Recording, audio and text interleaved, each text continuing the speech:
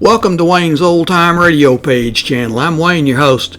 These programs are brought to you by support of our listeners. You can give your support at Patreon or PayPal, either one. There's clickable links in the description below. Thanks for your support and enjoy the shows. If you'd like for me to get you a shout out, there's a link to PayPal in the description below. Leave us a donation. We'll get it up here for you. Just tell us who you want it to. You, a friend, a girlfriend, a wife, spouse, whatever. And we'll get it up here. Somewhere in the cold, persistent rain that made the city itself seem a thing of evil, a girl had disappeared, and it was my job to find her. But before I did, I found death and a devil. From the pen of Raymond Chandler, outstanding author of crime fiction, comes his most famous character as CBS presents The Adventures of Philip Marlowe.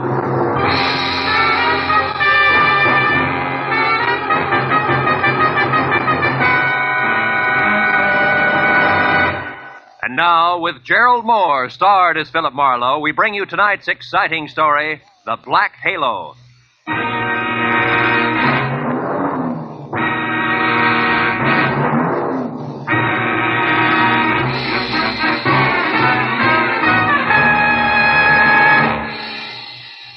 For 3 days, an ugly storm had lashed at the west coast from northern Oregon to the tip of lower California.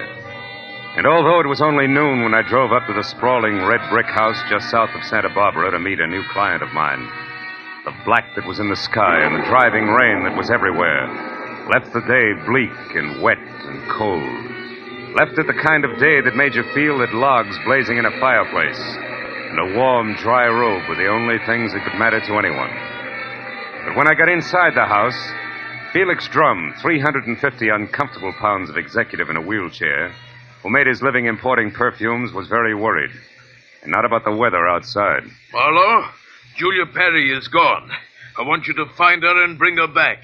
And the sooner you do that, the better. And the more I know, Mr. Drum, the easier it'll be. Exactly who is Julia Perry? My assistant. Very capable girl, who in the past 6 months has practically taken over my entire business. She handles most of the work from her cottage here on the grounds where she lives. Mm-hmm. She also has some little cubbyhole in Los Angeles where she keeps her files and some sample stock. Do you have the address of that cubbyhole? If I knew the answer to everything, I wouldn't have hired you. And anyway, it isn't important. Hand me that little bottle. This one? Yes. No, here. Thank you.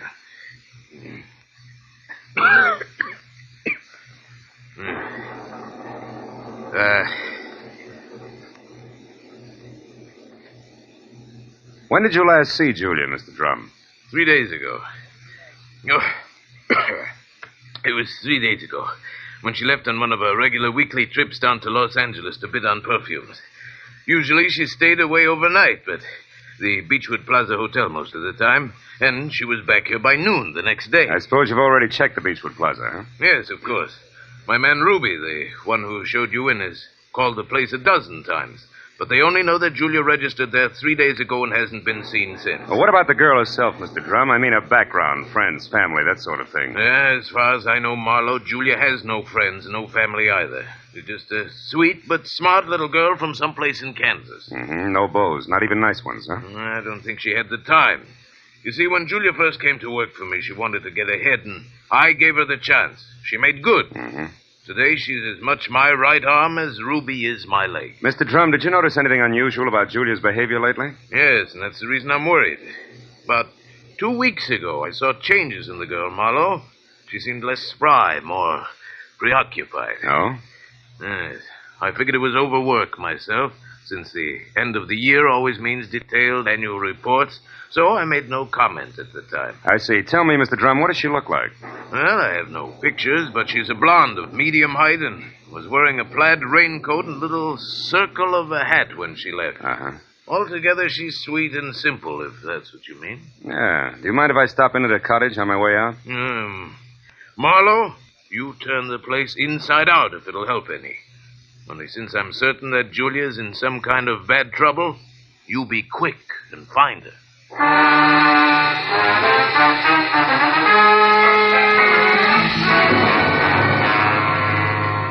Julia Perry's cottage was strictly the 50-50 arrangement that Drum had mentioned, with one room office and the other living quarters. In the office, I found everything in its proper place, so I moved to the other room. The moment I stepped over the threshold, the white fluff that trimmed the quilted bedspread and the splash of color in the drapes said that Julia Perry had to be something soft and warm. And the half a dozen quietly tailored suits that were lined up in the closet like a squad of soldiers facing right told me that she was also simple and neat. I ran through the pockets of her clothes and all the drawers and closets in the room, trying to find something that would give me a lead that I was sure I had to have. But after 20 minutes, I'd found only a leather cigarette case, a package of peppermint lifesavers, and a maroon and gold monogram book of matches, the cover of which was half torn off so that I could only be certain that the middle initial was a V and that an E or an F were on either end. But since the name and address of an L.A. novelty company was on the inside, I bought the matches as a starting point, dropped them into my pocket, and headed for the door. When I opened it, I was surprised to find Ruby, Drum's right-hand man, purple scar and all, standing in the rain, and staring at me like my ears were spinning. You seem to be a very thorough man, Mr. Private Detective. And you seem to be a very nosy one. What do you want? To help Julia, nothing else. So here's a postcard that came for her this morning. It was mailed in L.A. yesterday. Yeah? Dear Julia, tried to reach you at Santa Barbara 1181 both yesterday and today, but got no answer. I'm leaving. I'm leaving town tomorrow. As one little girl who fled life in Haven, Kansas to another, I would have enjoyed seeing you again. For a bit before I moved on to who knows where. Anne. Santa Barbara 1181. That the number here? Yeah. It's Julia's private business phone. Well, what do you think? The postcard any help? Possibly. Tell me, Ruby, why didn't you show this to Mr. Drum? I forgot about it until just now. You're a liar. Well, it's on account of the postcard was delivered here to the cottage. Which is no man's land for you? Yeah, sort of. Mr. Drum doesn't like people who work for him mixing socially with each other. Or maybe a sweet kid like Julia hasn't got any use for the passes you've been making at her, huh? Hold it. I like Julia, and even if she don't go for me, anything I can do to help her, I still do, understand? Yeah, I understand. I'm not so sure I believe. Goodbye, Ruby.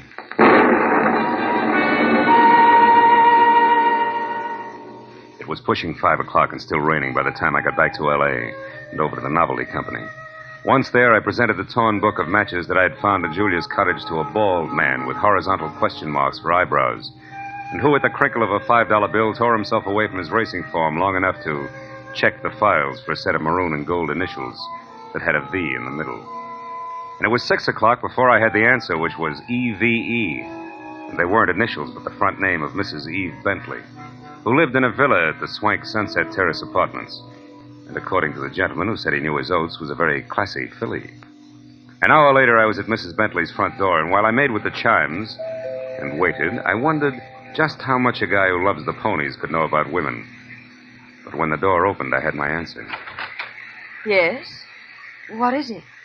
Mrs. Eve Bentley wasn't beautiful, but she was everything else, including a shimmering yard of gold hair piled high on her head and held in place by a knot of pearls that no Boy Scout ever tied. Her face was wide blue eyes and open red lips on a backdrop of soft, fair skin. She wore a black silk jersey dress that must have been sprayed on. She smiled when I said my name was Philip Marlowe and that I wanted to talk. Talk about what, Mr. Marlowe? Julia Perry, ever hear of her? No, I haven't. So I'll try again. What do you know about Ann somebody from Haven, Kansas? Absolutely nothing. This torn book of matches says otherwise. I found them in Julia Perry's cottage. Julia Perry's missing. I'm a private detective who was hired to find her, and the matches turned out to be yours. Now, may I come in? Why, yes. Thanks. Now, Mrs. Bentley, maybe we ought to start all over. No, wait just a minute, Mr. Marlowe. I may be able to help you. Did this Julia Perry deal in perfumes? That's right. Now, how did you know that? Because I just remembered something. And now I'm sure I can explain why my matches showed up where they did. Just a minute. You know, whenever I'm talking to a beautiful woman, somebody's always creeping around in the kitchen. Who is it this time? Oh, really, Mr. Marlowe? There's a storm outside, and there are windows and trees. If you put those three things together, that noise could have been a branch scratching on a glass pane. Or somebody with squeaky shoes and a lot of curiosity. Somebody like Mr. Bentley, for instance, huh? Oh, I doubt that, Mr. Marlowe. You see, Mr. Bentley's been dead now for 3 long years. Oh. Yes. Well, you were saying something about the matches. Oh, yes. This Julia Perry must somehow or other gotten hold of him through my fiancé, Marvin Whitaker. How does that figure? Like 2 and 2. Marvin is in the perfume business. Ditto Julia. Also, I think he mentioned her name once. Said she was very clever for a girl who looked like somebody's kid sister. That fits all right. Where will I find said fiancé? At his favorite bar and grill. But won't you have a drink first, Mr. Marlowe? No, thanks, Eve. There isn't time. Now the bar and grill. The Blue Boar. Blue which? Boar, Mr. Marlowe. Yeah. It's a very English spot over on Wilshire, opposite Arthur Murray's studio. But before you dash, do you at least have a match? Yeah? Whole book of them, honey. Torn cover and all. And I want you to keep them. After all, they brought us together, didn't they?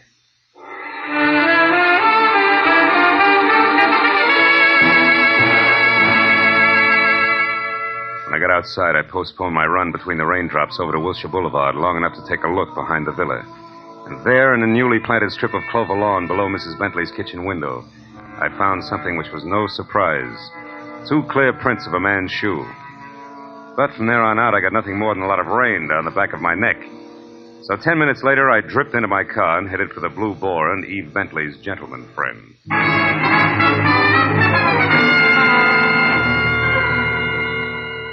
I located Marvin Whitaker, a handsome, hale fellow well met, in a white turtleneck sweater and riding breeches, behind a hot rum toddy in a corner booth that was pictures of steeplechase mounts against newly antique mahogany.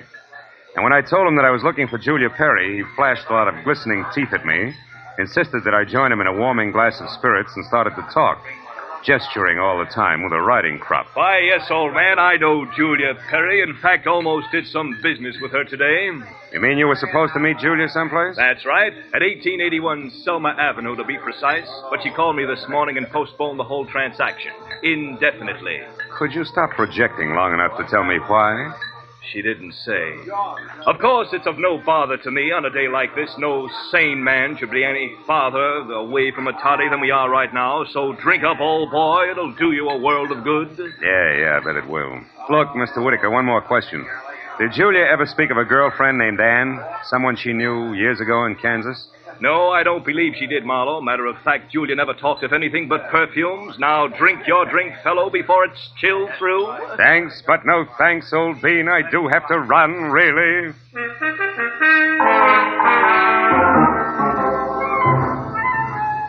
was a 20-minute drive to the address on Selma, and the rain had stopped by the time I got there.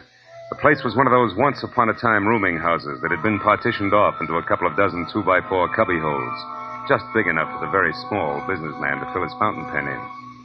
When I got to the door and asked the scrub woman, who was a lot of wild red hair around 2 pop eyes, for Julia Perry, I knew I was moving in the right direction, because the lady standing in front of me was anything but calm.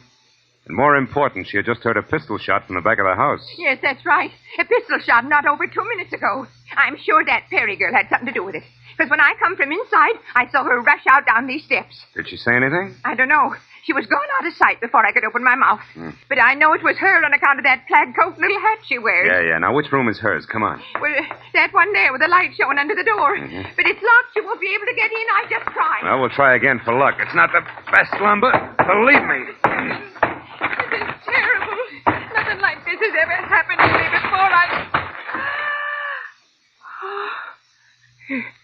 It's a man. Yeah. A dead one at that, Granny. Do you know who it is?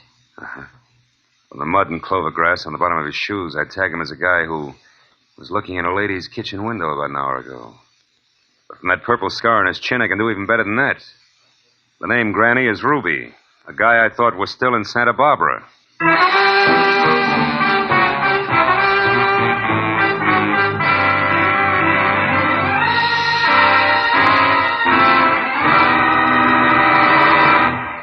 In just a moment, we will return to the second act of the adventures of Philip Marlowe. But first, given clues, even the newest of Philip Marlowe fans can deduce the characters in CBS's great new early Sunday evening comedy lineup.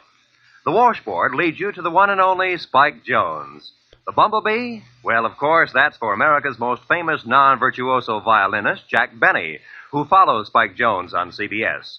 The two A's, Amos and Andy, who are heard on CBS immediately following Jack Benny. So it's really no mystery at all why millions of Americans now stay tuned to CBS on Sunday nights for these three superb comedy shows in succession. Spike Jones and Amos and Andy over most of these same CBS stations, and Jack Benny over them all. And now, with our star, Gerald Moore, we return to the second act of Philip Marlowe and tonight's story, The Black Halo.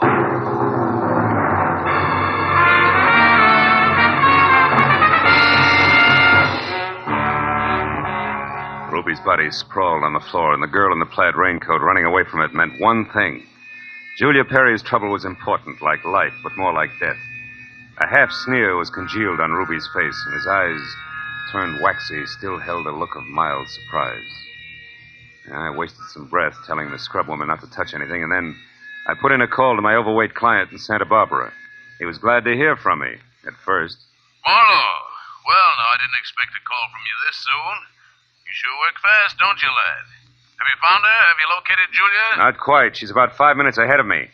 Incidentally, Mr. Drum, she works fast, too. What do you mean by that? Let me ask the questions, huh? Number one, what was your leg man Ruby doing in L.A. tonight? Ruby? Yeah. Why, I sent him in to pick up some medicine for me. Why? Come on, Drum, you can talk straighter than that, and you better. I just found Ruby dead. Dead? Ruby's dead? What happened to him, Marlowe? He was shot. So forget the gags and tell me why he was snooping around. All right. I didn't trust you. No. It's my policy to trust nobody until he proves himself. I sent Ruby in to follow you and check on your progress. That was brilliant. You only made 3 mistakes. First, I don't need to be checked on. Second, you got your man killed. And third, you forced Julia's hand. Because it was Miss Perry herself who pulled the trigger on Ruby. Julia? Marlowe, I don't believe that. Which proves nothing, Mr. Drum, but skip it. Tell me, do you know a man named Marvin Whitaker? Whitaker? Yeah. Oh, should I? Well, he says he's in the perfume business. Well, I know everybody on the coast who bought more than 2 bottles of perfume at one time in the last 40 years, and I don't recall that name. I think the man must be a liar. So do I. Thanks for the help. And, Drum, if you've got any more expendable flunkies around, keep them out of my hair. I'll call you when I've got something.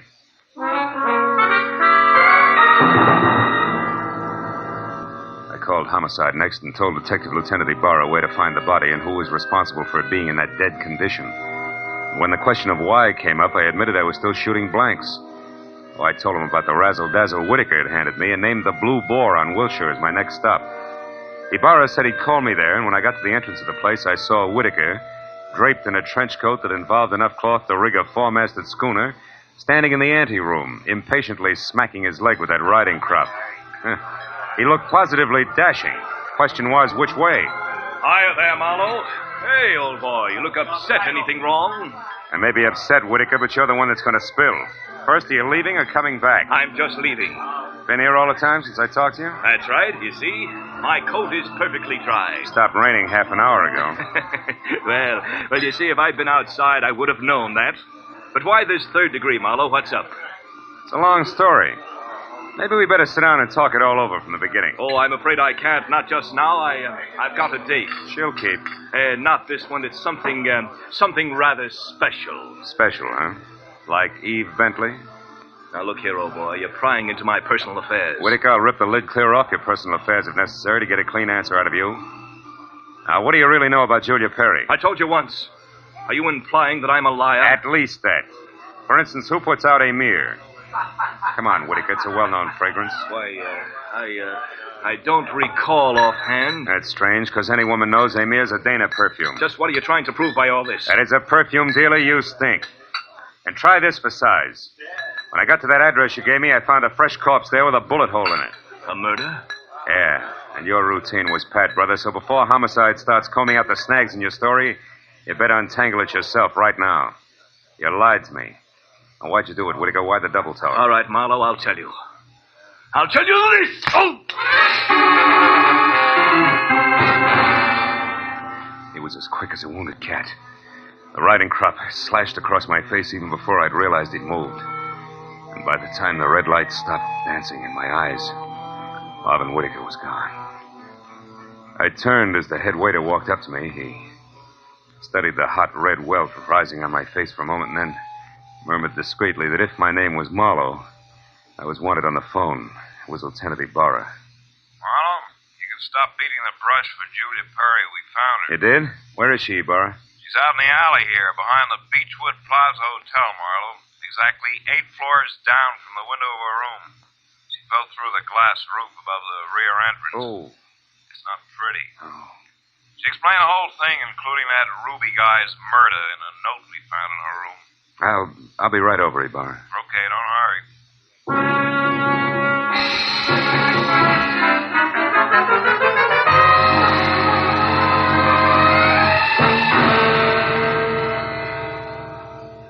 The old story, Marlowe. When Drum finally got around to trusting her, he practically gave her his business. It was too much temptation. Mm-hmm. She'd been stealing from him in a big way for almost a year, her note says. And she decided to run for it when she knew she couldn't hide the thefts any longer, huh? That's right. That Ruby caught on some way, and she killed him, but I guess murder was too rich for her blood, so she came back here, thought it over, and checked out. Yeah. All she left behind was a little plaid raincoat and a purse over there. Hey, she was wearing a dinky hat, too, Ibarra. Did you find that? Mm-hmm. Come over here to the window, Phil. See down there in that canopy, that little black circle? That's her hat. I sent Mooney down to get it. Can't leave any loose ends around, you know. Yeah. That a light, Lieutenant? Oh, sure. Here you are. Thanks. Hey, what happened to you? That welt on your face, Phil. Oh, I backed that horsey liar named Whitaker into a corner, and he slapped his way out with a riding crop. And speaking of loose ends, if I ever catch up with that... Ibarra, where did that stuff on the dresser come from? Well, this out of the pockets of Julia's plaid coat. Why? But that's impossible unless... Holy smoke. That's why Whitaker lied to me. Hey, where are you going with that, Phil? Come back here. I gotta check on something, Ibarra, and keep your notebook handy. If I'm right, this deal is still wide open.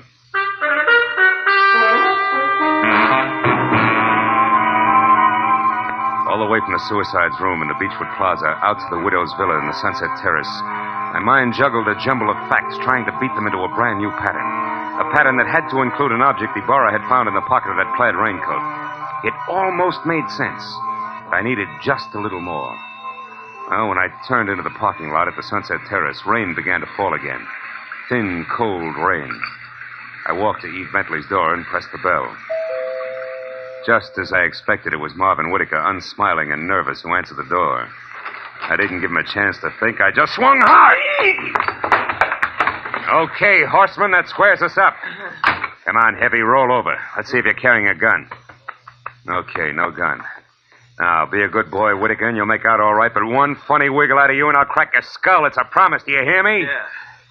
Yeah, I heard you. All right. Now, where's Eve? Is she here? Find out for yourself, Marlowe. I'm through. Fair enough. But just so I'm not talking through my hat, I'll take a look in her closet first. She won't be in there, I guarantee. No, but her future might be. Now, let's see. It's got to be in here someplace. Oh, yeah. This is probably it.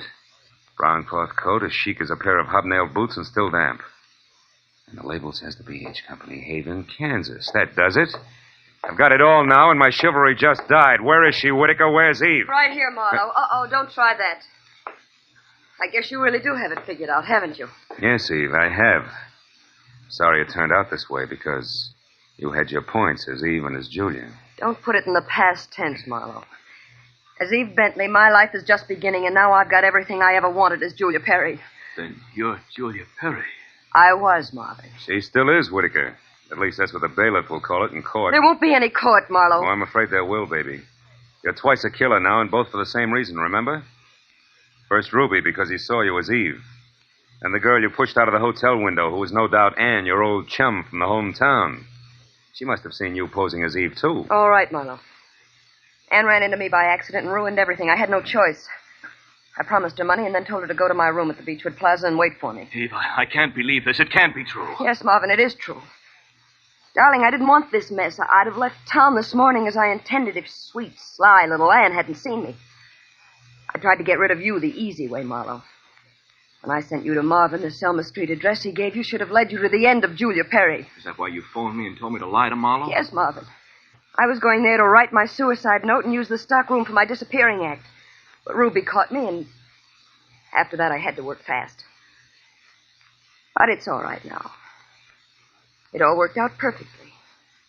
They were the only two who knew besides you, Marlowe. Aren't you forgetting little Marvin here? Forgetting him? Oh, no, Mr. Marlowe.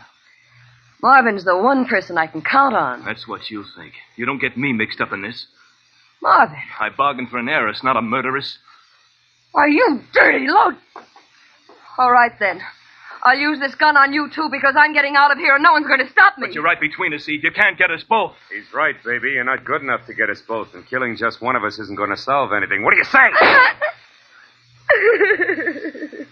It's been a long night, baby. You just couldn't tell when you were late.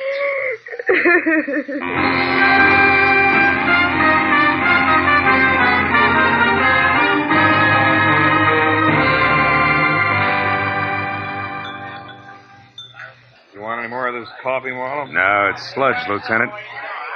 I wonder what Julia Perry uses for a heart. You know, she planned the thing for 6 months when she first set herself up as Eve Bentley. And it probably would have... Want to check now? Oh, yes. Yeah. Probably would have worked if everything hadn't closed in on her. Yeah, her friend Ann from Kansas, Ruby the leg man. And you with that torn book of matches. Incidentally, that was pretty fast figuring up in the hotel room there, Marlowe. Oh, not so fast, Ibarra. I knew Eve had those matches because I left them with her. So when you found the same matches in the pocket of Julia's plaid coat, it figured. Julia almost had to be Eve. And that left Ann to furnish the body for the suicide. Yeah. You know, I wasn't so sure about that until I found the brown coat with the Haven, Kansas label in Eve's apartment. Yeah. Well, I'd better wait on back to the office, Phil. Look at that rain come down. Think it'll ever stop? I don't know. I doubt it. Oh, by the way, here, it's her hat. Mooney finally got it down off that hotel canopy. Maybe you'd like it for a souvenir. Yeah. The military people call it a halo hat. Good night, Marlowe.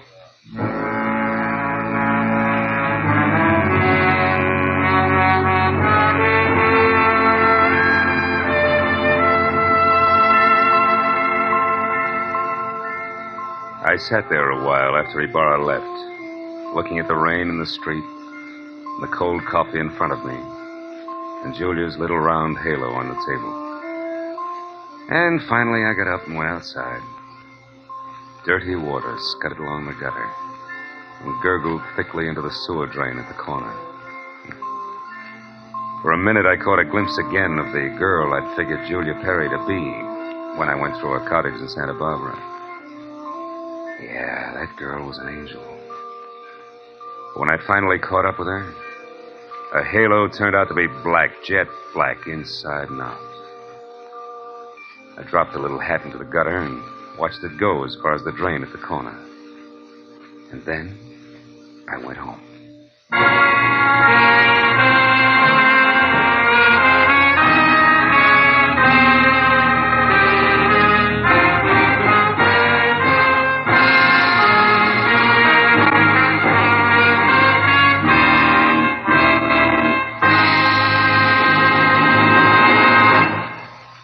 The Adventures of Philip Marlowe, created by Raymond Chandler, stars Gerald Moore and is produced and directed by Norman MacDonald. Script is by Mel Donnelly, Robert Mitchell, and Gene Levitt. Featured in the cast were Joan Banks, Paul Frees, Peter Leeds, Jack Prussian, and Lois Corbett. Lieutenant Detective Ibarra is played by Jeff Corey. The special music was by Richard O'Runt. Be sure and be with us again next week when Philip Marlowe says... A startled corpse, a blue-eyed woman, and a cryptic message, scrawled by a dingy man with the pieces of a Chinese puzzle that wouldn't fit together, until I found out what was deadly about the orange dog.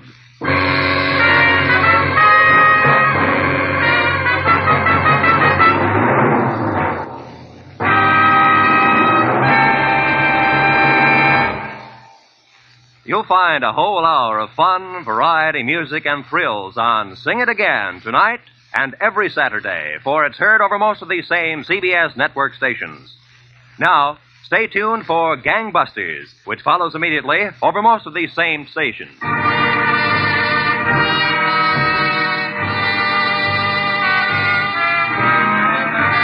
This is Roy Rowan speaking for CBS, the Columbia Broadcasting System.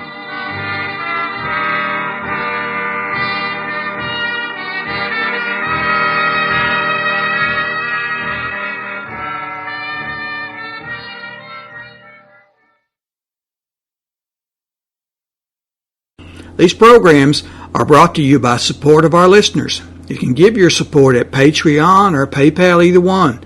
There's clickable links in the description below. Thanks for your support and enjoy the shows.